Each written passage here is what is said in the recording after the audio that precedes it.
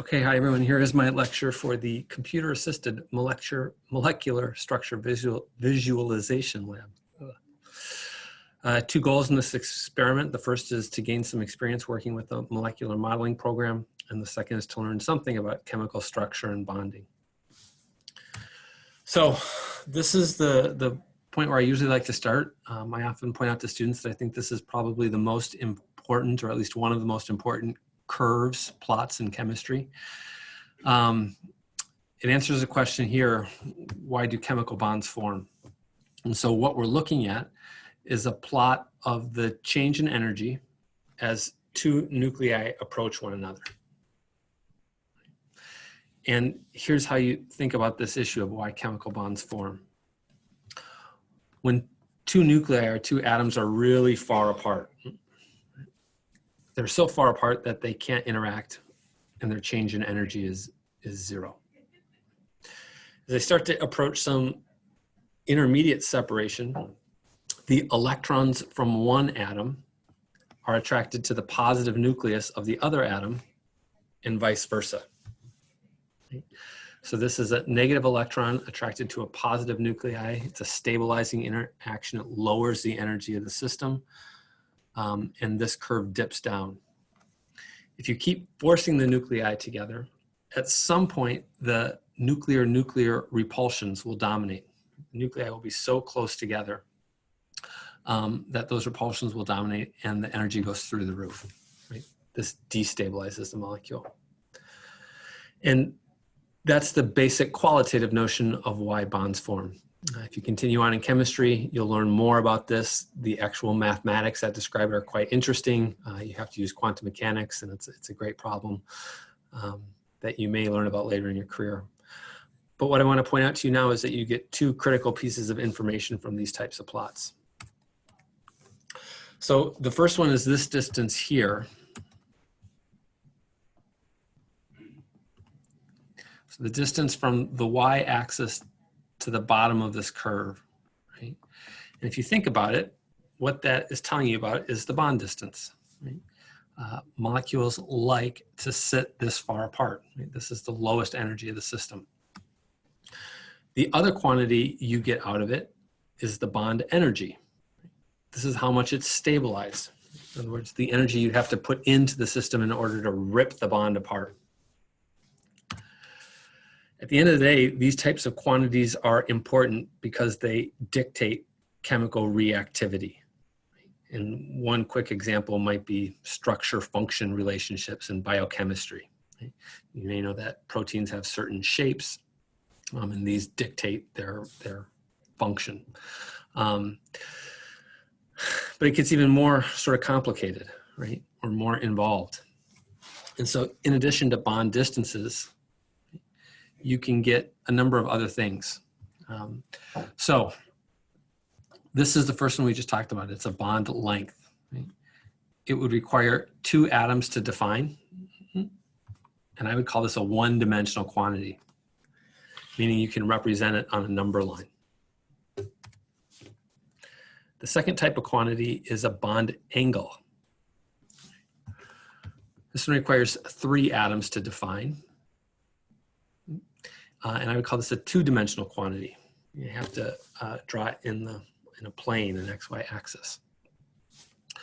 Well, if there's a 1D quantity, a 2D quantity, you might guess what the next one is. It's a 3D quantity. And by process of elimination, this is 2, this is 3, this is 4. I guess that's not elimination. That might be something else.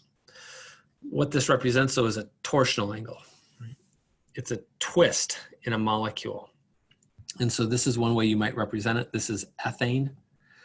Here's a carbon atom up front. Here's a carbon atom in back. And what you can imagine is the angle between this carbon and hydrogen and a carbon and hydrogen in the back of it. Right? The twist along this central axis. That's called the torsional angle, and it takes 4 atoms to define. So in modeling programs, we can get all of these types of quantities out of our simulations.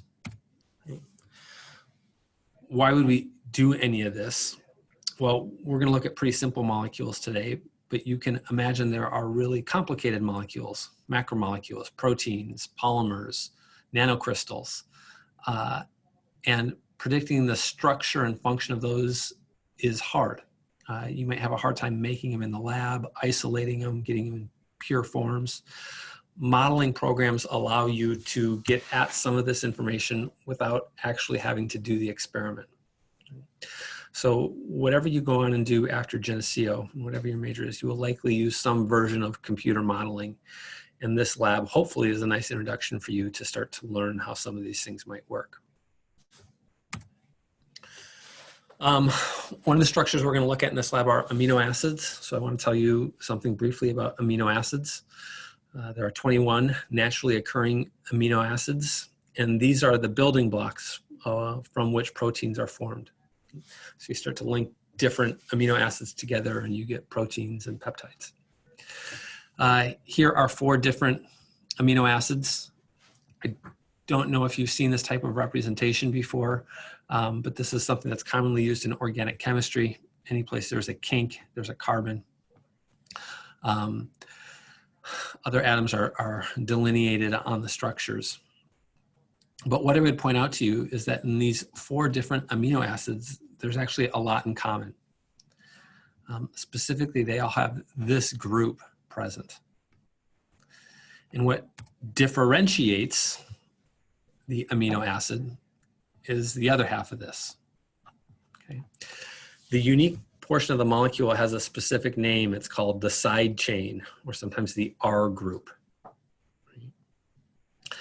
And I want to talk a little bit about this. Right? But before I do that, let me tell you about the components here that are common to all amino acids. This group here is a COOH. It's called a carboxyl group. This NH2 is called an amino group. And the carbon atom in the middle, right, here at the kink, is called the alpha carbon. So all amino acids are going to have this kind of structure.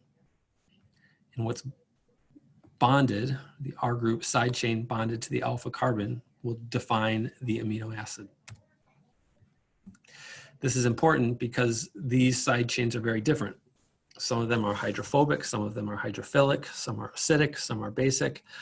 And these side chains are what determine the amino acid properties. Okay, that's sort of my quick background. Let me give you some advice for today's lab. So hopefully you have JMOL downloaded onto your computer. Again, start early. If you're watching this and have not downloaded it, you should pause it, go back and watch my first video and download it. You'll figure out how to poke around with JMOL. You can follow the instructions in the lab manual, but what I would basically tell you is you should play around with it. You'll learn how to load molecules, rotate, zoom, translate, blah, blah, blah. There are specific command line interfaces. So you're going to type different things in. Refer to your lab manual if you want to figure out how to measure bond angles or torsional angles or whatever it might be. You're going to go through and measure these types of quantities for a bunch of simple molecules, hydrocarbons, and then some more complicated inorganic molecules. These are described in tables 1 through 6. You're then going to go through and do it for 2 amino acids, histidine and lysine. And so when you start working with the amino acids, this is an important note. You only want to measure the side chain. Anything bonded to the alpha carbon, we don't care about. We're only interested in the side chain. And what you're going to go through is you're going to record this data for specific type of, or for specific atoms, right? This geometric data. And so the tables will look something like this, right? Here it is for histidine. You're going to record carbon-carbon distances, carbon-hydrogen distances. Later, you're going to record some bond angles. And there's sort of 2 notes I would make for you about this table. The first is that you don't necessarily have to fill in all of the table spots with data. Right? there aren't more than enough slots for all of the possible data spots. The second is that you'll notice that it asks you to write in the atom label, right? That's here. And really, at the end of the day, what you need to know is whether or not this carbon is in a linear or in a ring arrangement. And so if you want to write atom labels, you can do that. If you wanted to know whether it's in a linear or ring arrangement, you can do that as well. But you're going to fill that data out for the amino acids. And then calculate some averages.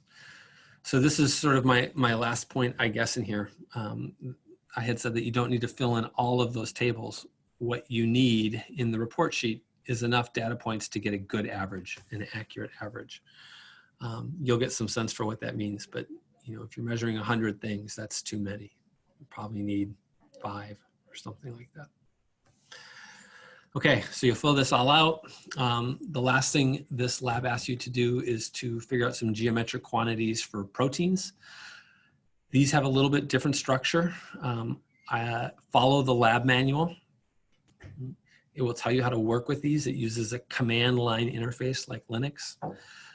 Again, play around with them. And what you're ultimately going to have to do is identify a series of commands that will let you measure the quantities that you need to measure. So I said here, use a procedure that works well for you. Submission on the lab report. So there's 3 pages. Submit it via the Dropbox. If you have any questions or concerns about any of this, please contact me. I'm happy to help you in any ways I can, but don't do it at the last minute. Right? Start this one early and it'll help you in the long run. Okay, hope that was useful. Good luck. It's a good lab, and let me know if I can be helpful.